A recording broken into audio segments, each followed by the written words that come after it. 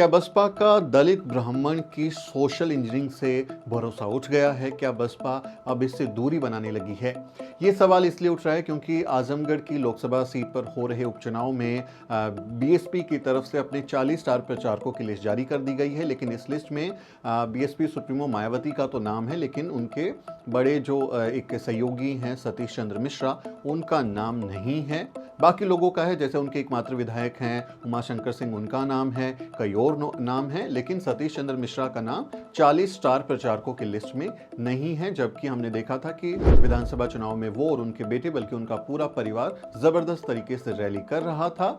इससे एक हैरानी की बात यह है कि इस लिस्ट में मायावती और ने जो हैं वो खास तौर पर पार्टी के ब्राह्मण चेहरे माने जाने वाले सतीश चंद्र मिश्रा को शामिल नहीं किया है। तो इसके बाद ये सवाल खड़ा हो रहा है। यूपी विधानसभा चुनाव 2022 में सतीश चंद्र मिश्रा ने, उनके परिवार ने तूफानी रैलियां की थी। इस लिहाज से उनका इस लिस्ट में नाम शामिल न होना बता रहा है कि या तो उनके लिए कुछ योजना है बहन जी के पास में, पार्टी के पास में, या फिर उनके और हाईकमान के बीच में सब कुछ ठीक ठाक नहीं चल रहा। क्या उन्हें बसपा की जो हार हुई है उसकी सजा मिल रही है? उनका नाम नहीं शामिल किया गया है, ये सवाल खड़ा होता है।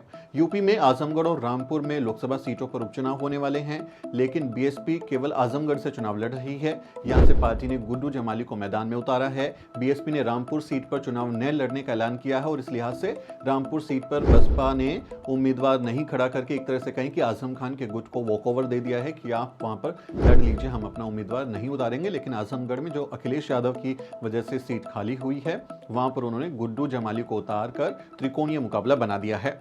अब हम कुछ आंकड़ों और राजनीतिक समीकरणों से समझने की कोशिश करते हैं कि आखिर सतीश चंद्र मिश्रा का स्टार प्रचारकों की लिस्ट में शामिल ना होना क्या दर्शाता है। इसके लिए हमें कुछ पीछे जाना होगा, पीछे की कुछ बात करनी होगी।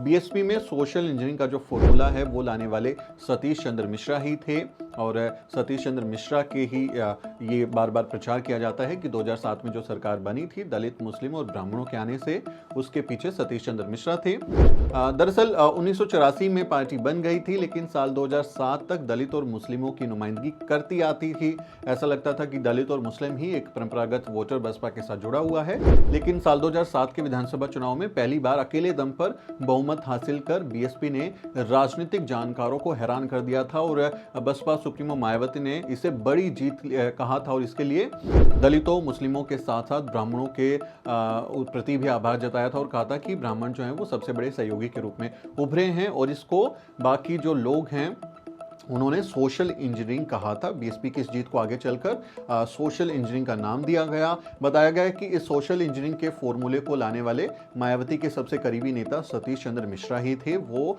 ब्राह्मण मतदाताओं को पार्टी से जोड़ पाए, उनका वोट दिला पाए और फिर 2007 में पूर्ण बहुमत की सरकार बनी।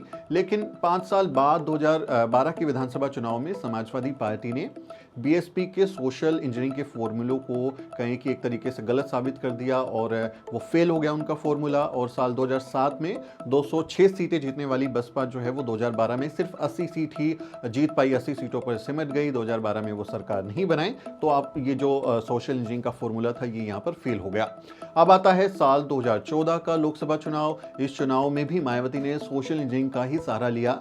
नतीजा एक सीट भी उनको नहीं मिली। 2014 के लोकसभा चुनाव में आप देखिए कि नरेंद्र मोदी की सरकार प्रचंड बहुमत के साथ आती है और यूपी की 80 लोकसभा सीटों पर से एक भी सीट बसपा के पास नहीं, जीरो खाता भी उनका नहीं खुला। उसके बाद साल 2017 के विधानसभा चुनाव आए जब अखिलेश यादव की सरकार जा रही थी। इस चुनाव में भी बीएसपी सोशल इंजीनियरिंग के फॉर्मूले पर अड़ी रही और बार बार ये कहती रही कि जो दलित हैं, मुस्लिम हैं, उनके साथ ब्राह्मण वोटर भी उनके साथ आएंगे और जीत जाएंगे। ये उन्होंने फॉर्मूला 2017 के विधानसभा चुनाव में भी अपनाया, लेकिन वो फेल हो गया और उसे सिर्फ 19 सीटों पर ही संतोष करना पड़ा।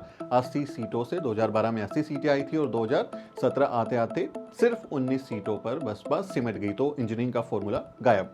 इस बीच लगातार हार की वजह से पार्टी के जो तमाम नेता थे वो भी बसपा छोड़कर दूसरी पार्टियों में शामिल होते रहे। बावजूद पार्टी के सोशल इंजीनियरिंग के वो फॉर्मूला कायम रहा, मतलब लोग जाते रहे आते रहे, लेकिन बहन जी का ये था कि हम इसी सोशल इंजीनियरिंग के फॉर्मूले पर काम करेंगे और 2007 की तरह ही पूर्ण बहुमत की सरकार बना देंगे।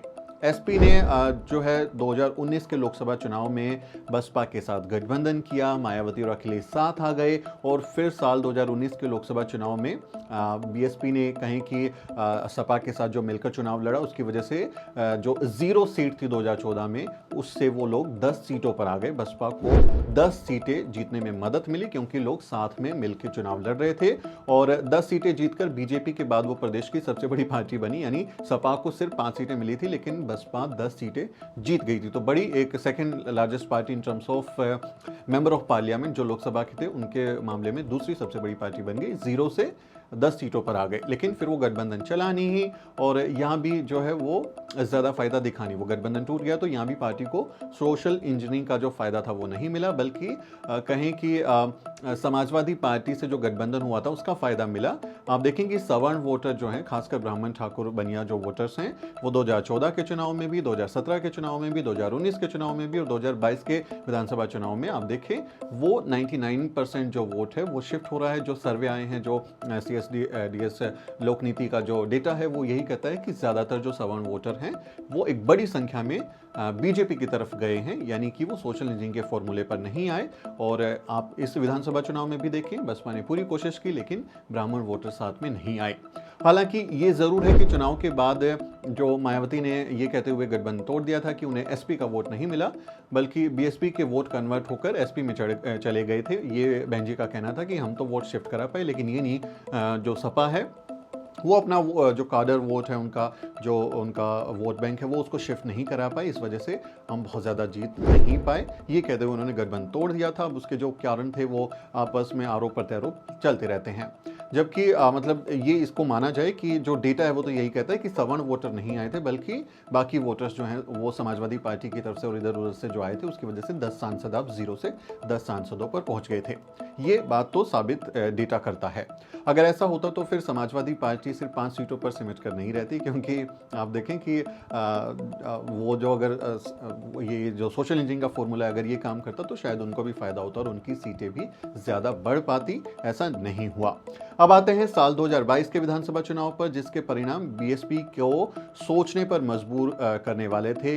ये कहें कि करो और मरो की स्थिति थी यूपी में, लेकिन यूपी विधानसभा चुनाव में बसपा की करारी हार हुई है। यूपी विधानसभा चुनाव 2022 में भी बसपा ने अपने सोशल इंजीनियरिंग फॉर्मूले को पूरी ताकत के साथ आगे बढ़ाया।